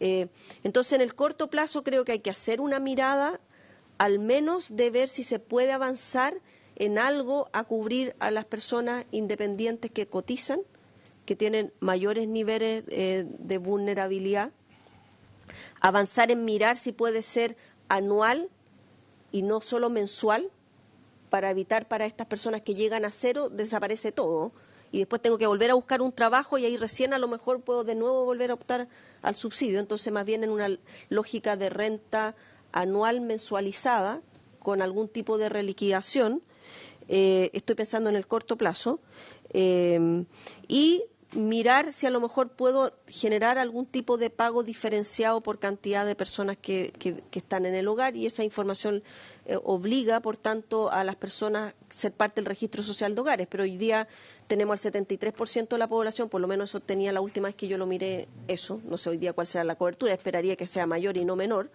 Entonces, si tú tienes al 70% de la población en el registro social de hogares, sabes el hogar, y por tanto podrías avanzar en la lógica de generar deltas adicionales por cantidad de personas en el hogar. Eso en el corto plazo. Pero en el largo plazo yo creo que efectivamente tenemos que movernos a un verdadero sistema de ingreso, de impuesto negativo al ingreso, mirando el hogar, vinculándolo con el sistema de pago de impuestos, y eso creo que también ayudaría a la recaudación fiscal para efectos de los impuestos de los hogares de alto ingreso. Eso. Luis también quería complementar algo más. Presidente, muchas gracias. Solo bien breve y un par de puntos. El primero, que como planteaba Heidi, la OIT, tiene mucho que ver con el objetivo del subsidio. Así como está planteado, el subsidio básicamente lo que es un adelantamiento de futuros incrementos del salario mínimo con cargo al Estado. En el fondo estamos diciendo, si este nivel de salario mínimo se alcanzaría de manera natural en 10 años, lo que va a hacer el Estado es decir, supongamos que aumenta el tiro, la diferencia la pone el Estado, y de manera natural, cuando vaya incrementando el salario mínimo, el Estado se va retirando. Eso tiene un efecto de generar menor desigualdad en el corto plazo, pero se vuelve al mismo nivel de desigualdad inicial una vez que se retira. Entonces, reducimos la desigualdad, pero en la medida que se va retirando el subsidio, volvemos a la desigualdad inicial, que en este caso sería la desigualdad del año 2020. No, puede empeorar por los incentivos que genera. Y los incentivos malos que genera son por el lado de los esfuerzos del trabajador y por el lado de los incrementos de salarios por parte de la empresa. Así como está diseñado, existe el riesgo de que las empresas estén menos interesadas en aumentar salario y los trabajadores estén menos interesados en mejorar su productividad o alcanzar algunas comisiones o trabajar horas extra, porque no se traduce en mayor salario. Eso mirado desde la perspectiva salarial, que es un poco lo que planteaba el senador Monte. Hay otras posibilidades de aumentar el salario mínimo. Por ejemplo, fijar un salario más alto, mínimo más alto, y decirle a las empresas que no están en condiciones de absorber ese mayor salario, que pidan de parte del Estado una especie de reembolso de esa parte que no pueden cubrir, que es otra posibilidad. Porque uno siempre escucha que la argumentación es que no se puede subir el salario mínimo porque no todas las empresas están en condiciones de financiar ello. Y eso es correcto. Pero entonces podemos fijar un salario mínimo más alto y le decimos a la empresa, vaya usted y pídale al Estado que le ayude a financiar ese incremento de salario a través de la operación renta, asegurando que no se generen problemas de liquidez mensuales a partir de otros pagos provisionales de impuestos. Es algo que uno pudiera explorar. la empresa que no puede financiar el incremento del salario mínimo, que el Estado le ayude a financiar ese incremento. Pero uno entiende que esta política o este ingreso mínimo tiene que ver con el pacto social o tiene que ver con estas demandas de menores niveles de desigualdad y con mayores ingresos de los sectores de menores ingresos. Si es así, la política no tiene que ver con ingreso mínimo o salario mínimo, sino que tiene que ver más con protección social. Y ahí el subsidio tiene que vincularse a los ingresos más bajos de los hogares, a los niveles de desigualdad, y solo retirarse, o sea, yo retiro el subsidio cuando la desigualdad en la economía empieza a disminuir. Como está diseñado de manera transitoria y el subsidio se va y no se está disminuyendo necesariamente la desigualdad. Entonces, ¿qué parámetros tengo a la vista? Si los parámetros son ingresos bajos y desigualdad, cuando los ingresos empiezan a subir y la desigualdad disminuye, entonces el subsidio se retira. Pero no se puede retirar antes. Si el tema es un adelantamiento del ingreso mínimo, que es lo que parece ocurrir, no cumple el objetivo de aumentar el ingreso de los sectores de menor ingreso y reducir la desigualdad. Pero ahí probablemente hay otras alternativas que pudieran ser más eficientes por el lado de generar menos desincentivos de comportamiento de empresas y trabajadores. Muchas gracias. Gracias, don Luis. Ministro, usted pidió la palabra, pero me dio la palabra el senador Pizarro. Sí. Gracias, presidente. Bueno, agradecer las exposiciones, sin duda. Yo no sé qué le pasa al resto de mis colegas, pero la verdad es que mientras más uno escucha y más antecedentes tiene encima de la mesa, más compleja se ve la posibilidad de lograr una ecuación o un equilibrio entre lo que se busca con el proyecto y lo que sea más eficiente para una política más permanente de protección social o de mejorar el ingreso a los sectores vulnerables. A mí me deja muy preocupado un par de cosas. La primera es que yo había entendido que el proyecto está limitado solo a aquellos trabajadores con contrato. Y cuando entendí que eran trabajadores con contrato, entonces uno parte de la base que tiene que ver con lo que se establece en el contrato y lo que es el ingreso que está permanentemente establecido en ese contrato y por lo tanto, para los efectos de considerar el subsidio, ya sea en cualquiera de sus montos, no se pueden considerar lo que pueden ser ingresos extra, ya sea por incentivo, por venta, por un bono, por horas extra, lo que sea. Yo partí de la base... ¿Puede repetir lo que...? Yo no entendí, no es que usted lo explicó mal. Quiero, para entender el punto, Jorge. El punto es que, ¿cómo determina...? No es el ingreso efectivo, sino el salario contractual. Exactamente. Que es el punto que hizo ayer la CUT durante toda su intervención. Y solo era un salario. Porque ese tiene que ser un criterio... tiene que ser un criterio objetivo. El criterio objetivo, hablando del ingreso permanente de un trabajador, es lo que está establecido en el contrato. Yeah. Que en un momento determinado, porque un mes estuvo, no sé, mejor, o porque se produjeron una serie de problemas dentro de la empresa, entonces tuvo que reemplazar y tuvo horas extras, eso no está dentro de los ingresos permanentes. Es un extra. ¿Cómo puede ser una venta si alguien está en ese sector? Para entenderle, en esos casos, ese suplemento de ingreso, producto de salario extra, no deberían descontárselos del subsidio. No debería transformarse en un ingreso que a la larga, al aumentar de monto, porque tiene más ingreso ese mes o por 2 meses, entonces deja de recibir el subsidio. Esa es la primera cosa. Porque yo creo que hay que tener un criterio respecto de eso. Porque si no, de ahí en adelante se empieza a tergiversar todo. Ya he visto el tema de que el trabajador no va a tener incentivos para mejorar su productividad, no le va a interesar trabajar horas extras ni hacerse un ingreso extra porque si no pierde por el otro lado. No se produce tampoco de parte de la política salarial de la empresa incentivos para que la gente vaya mejorando, vaya aumentando su salario. Creo que entrar en esa lógica es muy perversa y además se produce algo que es peor. En la persona que va a recibir o que cree que recibe ese subsidio, lo que se genera ahí es una situación, no sé, de malestar, de molestia, de decir, mire, en realidad esto no sirve para mucho.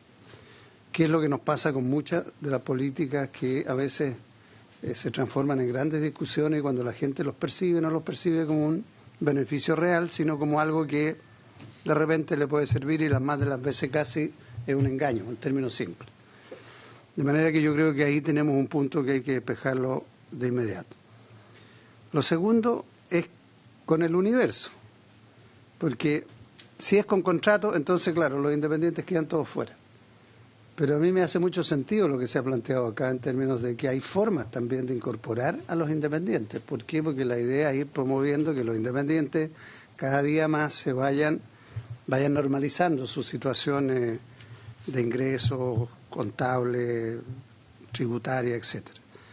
Ahora veo difícil cómo hacerlo en un corto tiempo. Yo no sé cuánto es la información que hay hoy día en impuestos internos de lo que significó el boleteo y la retención del 10% para los efectos previsionales, etcétera.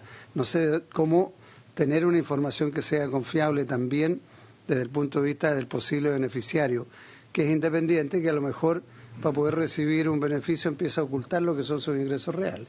Pues eso también se puede producir. Me parece a mí que entonces estamos con la dificultad de cómo armamos la ecuación. Ayer tuvimos una larga conversación respecto de los efectos que genera el colocar un tope a las empresas por la facturación y qué trabajador es el que recibe y cuál no. Entonces planteamos acá que se podía dar la lógica, porque se dice en la cifra que nos entregaron, que si establecemos 75.000 OF hay 200.000 trabajadores que quedan fuera del beneficio, del subsidio. Y quedan fuera, ¿por qué? Porque están en empresas con facturación superior a los 75.000. Pero son trabajadores que también reciben un sueldo muy, muy bajo. Y entonces, ¿cómo discrimina uno a ese trabajador? Porque tú trabajas en una empresa chica que factura menos, entonces recibes. Y el otro que trabaja en una empresa más grande, que factura más, pero te paga mal, tú no recibes. Y ahí además entraba el debate de si era la empresa madre o la empresa subcontratada.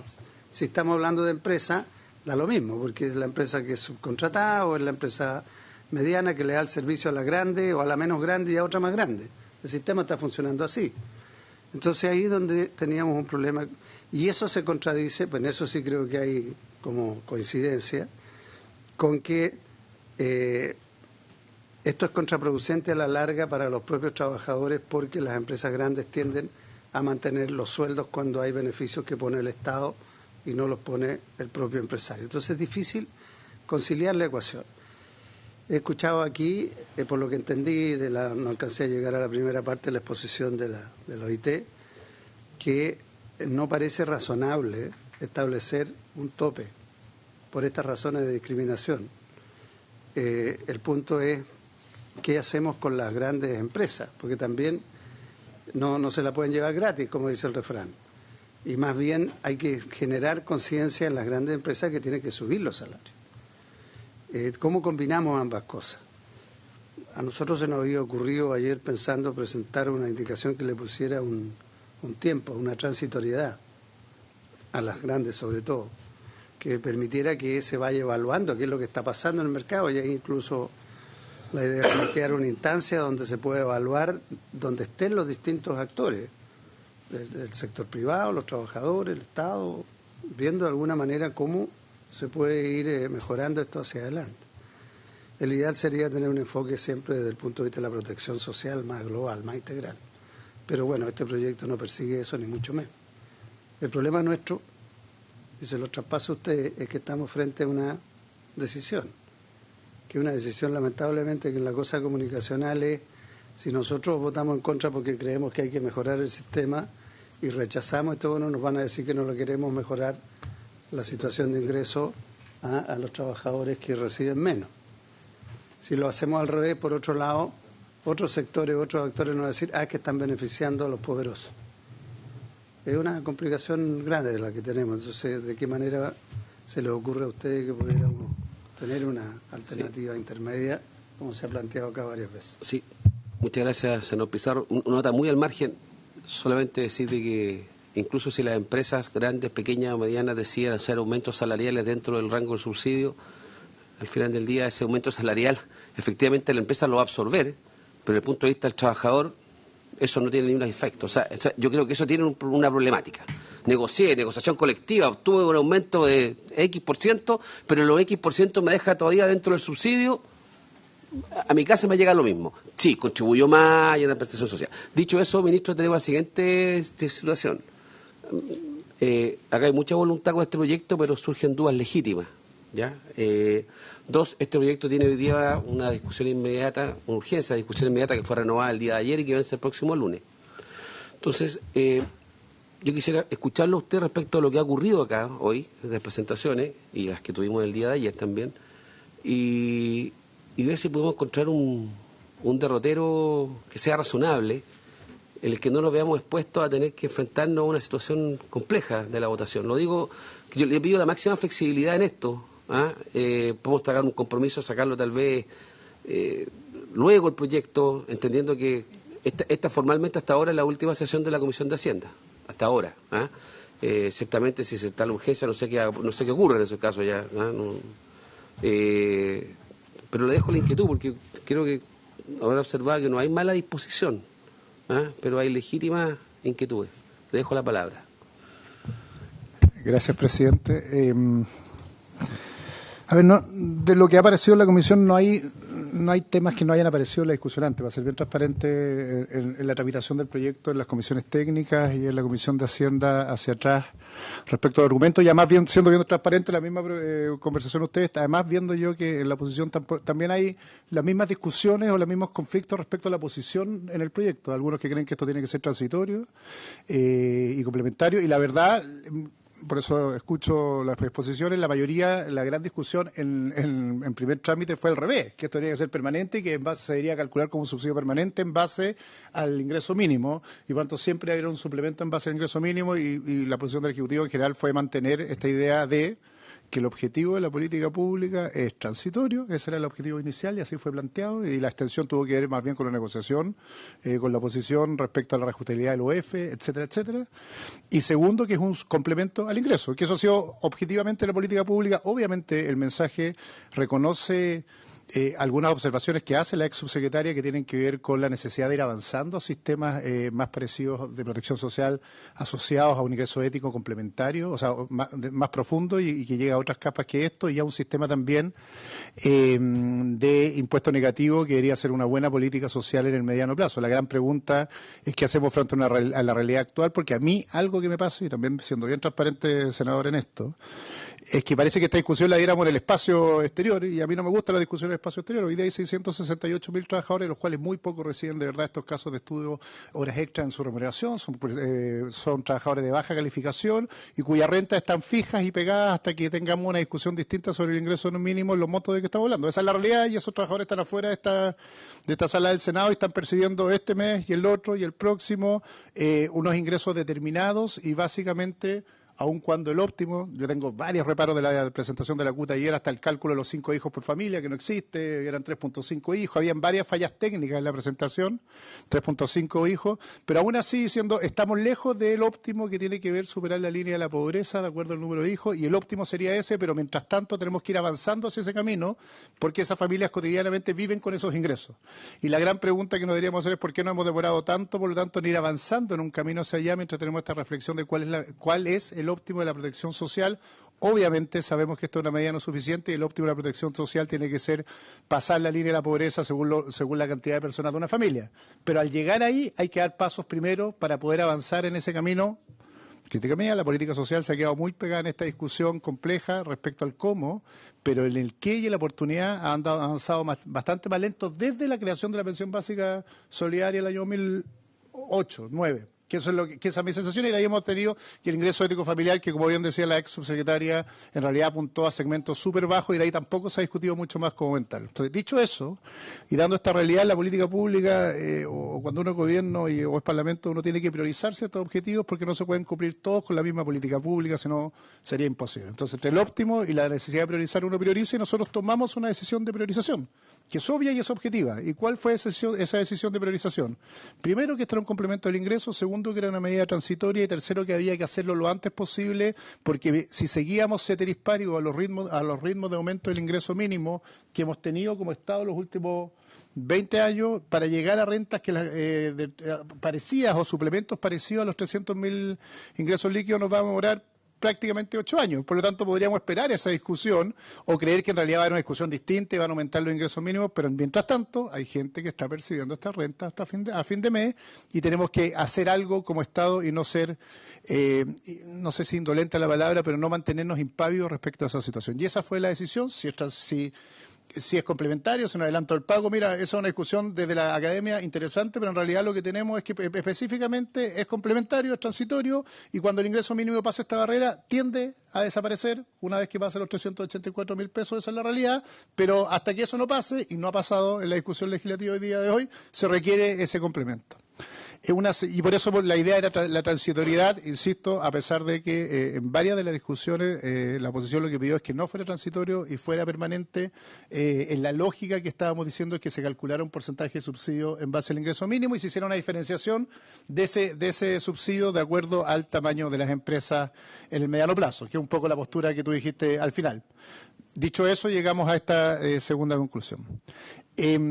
Tercero, hay varias cosas que aparecieron, yo tiendo a compartir varias de las que presentó la ex subsecretaria, impuestos negativos, aumento del ingreso ético, reparto de estos dineros por asignación familiar, que también era otra posibilidad que tuvimos sobre la mesa, entendiendo que aquí hay un monto máximo a asignar, que es un esfuerzo fiscal bastante más grande. Usted me lo preguntaba, senador Lagobert, pero uno ve la inversión en BTM, la inversión en subsidios de empleo joven, y son más bajas que esta inversión anualmente.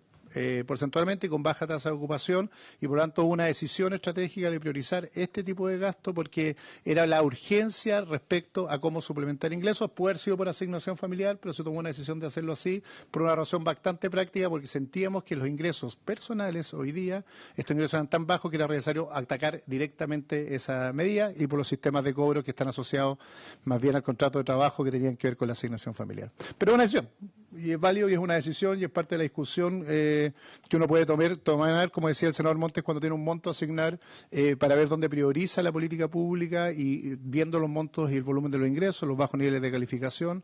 Esto no significa que no tenga que ser complementario con otras políticas públicas. Obviamente, muy bien lo decía el senador Montes, aquí tenemos un problema de calificación de este tipo de trabajadores, y esto requiere una política distinta a través del CENSE, que es parte de la discusión que está en la reforma del CENSE, pero eso es una solución de mediano plazo. Obviamente los ingresos y el complementario de los ingresos tiene que ver con el fin de mes de ahora y no con la otra lógica, y tenemos que trabajar sistemáticamente eso.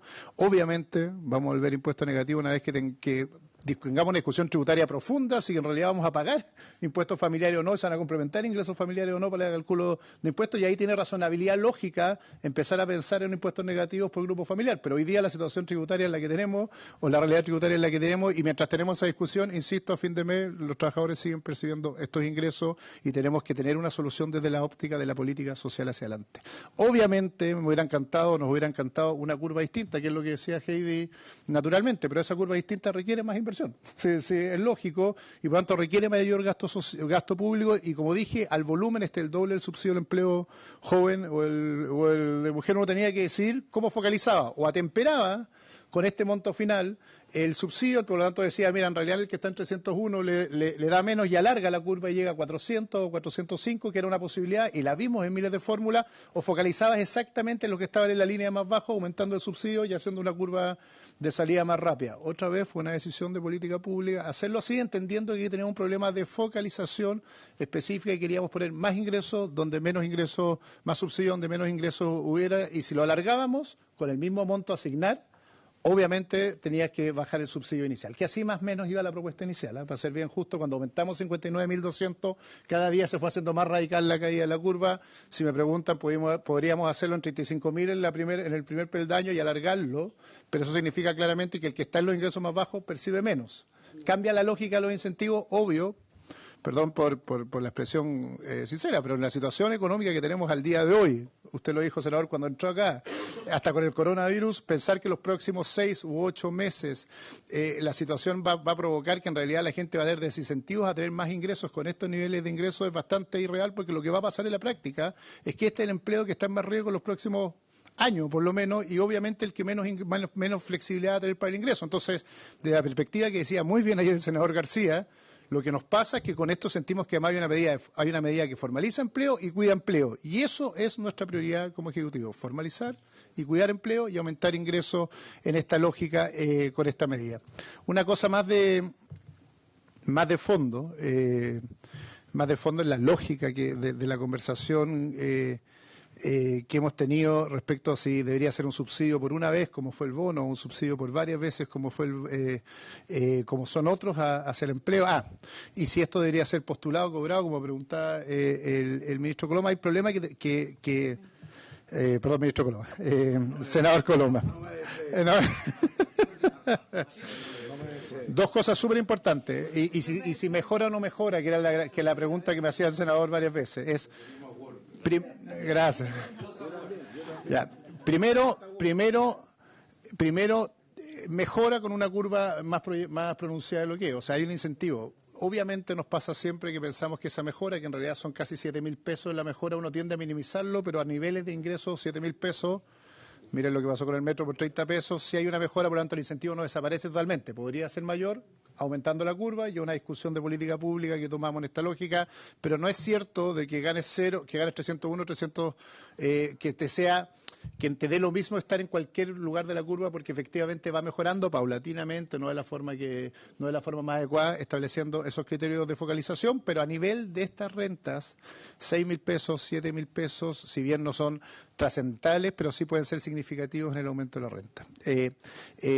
Y lo segundo, para la postulación teníamos una complejidad, si ven bien el proyecto de ley, revisan el articulado como viene y los detalles de lo que viene, específicamente hay obligación de informar de las distintas bases de información administrativa, y nosotros vamos a informar a ellos sobre la existencia de ese subsidio, pero hay una que no tiene, y que la habilitamos con el proyecto de ley, que no existe información administrativa sobre la jornada de trabajo. Tenemos sobre renta, pero no sobre jornada de trabajo, y por lo tanto es imposible entregarlo automáticamente si tienen información de la jornada de trabajo. Por lo tanto, podríamos tener un contrato que está por el mínimo de 301.000 pesos, pero que tiene un cuarto de jornada, un décimo jornada, y ahí sí que fallando en la focalización del subsidio. El óptimo, una vez que se integren estas bases administrativas con jornada, es el pago automático, y eso va a ir ocurriendo en el tiempo, pero en la primera fase, al no tener en las bases de datos administrativas la duración de la jornada, no tenemos ninguna posibilidad de que no sea sin una postulación inicial o avanzar en un mecanismo de postulación, que era el óptimo de nuestra discusión.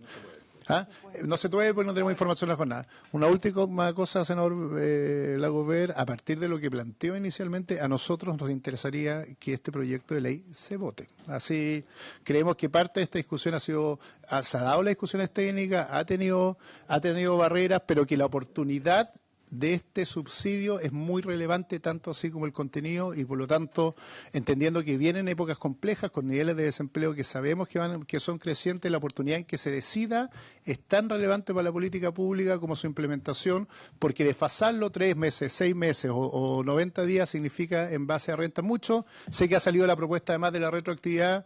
Vuelvo a la explicación desde la política social y del rol que me toca en este ministerio. Cuando uno le dice a alguien que retroactivamente le va a pagar un potencial aumento y esa familia está bajo la línea de pobreza, como bien lo decía la subsecretaria, parece ser una ilusión, porque el tiempo y la oportunidad no tiene que ver con que pueda disponer de recursos al día porque retroactivamente alguien le va a pagar en el futuro, sino más bien no tiene los recursos ese día para pagar lo básico. Cierro diciendo, obvio que nos gustaría que fuera más. Los montos ya deberíamos avanzar en el mediano plazo. Obvio que nos gustaría que esto vaya que la política siguiente, después de salir de esta medida transitoria, tiene que ver con la asignación familiar y más bien un cálculo en base familiar, pero que había una urgencia respecto a esta medida. Por eso está en la agenda social y está por la crisis social, pero venía incubándose en el ministerio esta discusión desde antes con la subsecretaria respecto a cómo hacerlo, y obvio que a medida que podamos proyectar aumento del gasto, uno debería decir en realidad las curvas pueden aumentarse a la medida que aumente el ingreso mínimo, pero una discusión, salario mínimo, perdón, es una discusión ex post a esto, que además la vamos a dar en esta misma comisión y en este mismo Congreso cuando por ley corresponda, que es en, no recuerdo si octubre o septiembre del próximo año, agosto del próximo año, y por tanto hay una conversación asociada. Entonces, reitero nuestra voluntad como Poder Ejecutivo, que ojalá se vote lo antes posible este proyecto de ley, porque hemos tenido esta tramitación y hemos ido avanzando en estos pasos y estas discusiones hacia atrás. Muy bien. Mire, el tema es el siguiente. Aquí hay la mejor disposición, pero también hay climas que se van generando en esto. ¿ya? ¿Ah? O sea, el ministro del Interior hoy día ni nada cree que no ayuda en nada a esta discusión. ¿Le informa usted la declaración del ministro del Interior? Tenemos ingreso mínimo garantizado que está en el Senado y le pido al Senado que no se vaya de vacaciones si no se despache ese proyecto porque hay 700.000 chilenos que lo requieren. Entonces, si ese es el criterio, entonces no, ¿para qué discutimos los proyectos acá y votémoslo y que cada uno asuma sus consecuencias? Pero yo voy a aplicar el reglamento, tengo discusión inmediata, se me vence el lunes, son las 13 horas, se cumplió la sesión. Yo terminó la sesión a las 13 horas y yo lo que voy a hacer, y puedo citar perfectamente en 4 horas más, a las 5:30 nos reunimos, me da espacio a mí para conversar, entre nosotros. Pero yo le pido que lo vote. Mire, de verdad, presidente, me da un minuto, ¿no? Yo pido que lo vote, estamos dentro del plazo. ¿Sabe por qué? Yo estaba pensando, yo creo que a mí me deja hacer mucho sentido lo que dice el ministro, pero además, esta comisión estrictamente es técnica respecto al gasto fiscal. No es técnica, la comisión de trabajo, para bien o para mal, usted puede decir que la comisión de trabajo lo hace bien o mal, es otra discusión.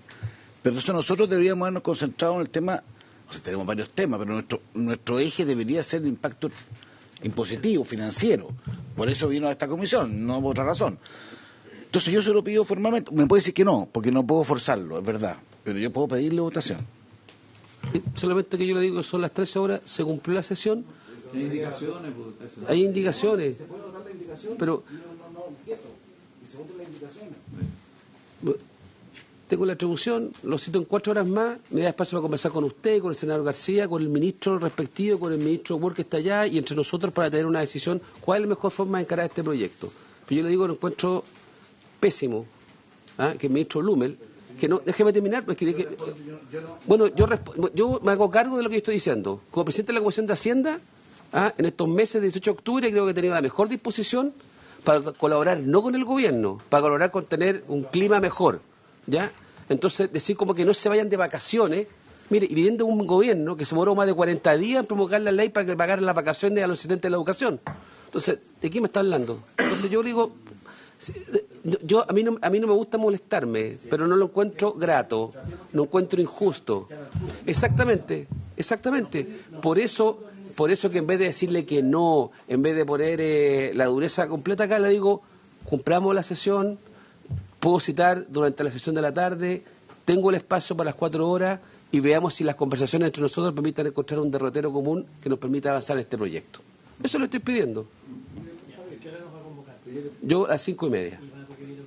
Bueno, yo espero que la sala dé la autorización y creo que mi sector no se va a oponer. Por lo menos mi partido no se va a oponer. Pero hagamos un esfuerzo porque se pueda, presidente. Yo entiendo, yo asumo, yo le hice el planteamiento, ya usted me dijo, está bien, tiene su derecho. Yo haría el esfuerzo común por tratar de hacerlo y tratar de votarlo hoy día en la sala. Es una aspiración, en la medida de lo posible. Como usted dice, usted tiene razón, el reglamento puede ser hasta el lunes.